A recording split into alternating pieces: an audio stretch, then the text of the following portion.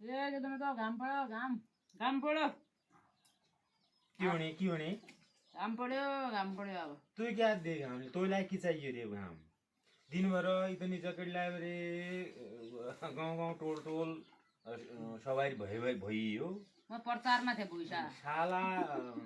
कोइलानको आगो ताप्पाछि आगो खाए बसिरहेछ यो बन्तौडु हो कि घर तौड पुरा छिलबरी धनि हाल्या नुन सहित खन्ना चाहिँ न्यारी बनाएर खाने हो कसैलाई खालै नै भन्नादि तेरा जो ऐसले छ कसैलाई जो तू सच्ची बताए दिल तेरा जो ऐसले मेरे जवळ सोध्याला भयो रे सब जसे आउँछ इति ऐसला भयो यो कि इति ऐस बस वे गरिदियो होइयो यदि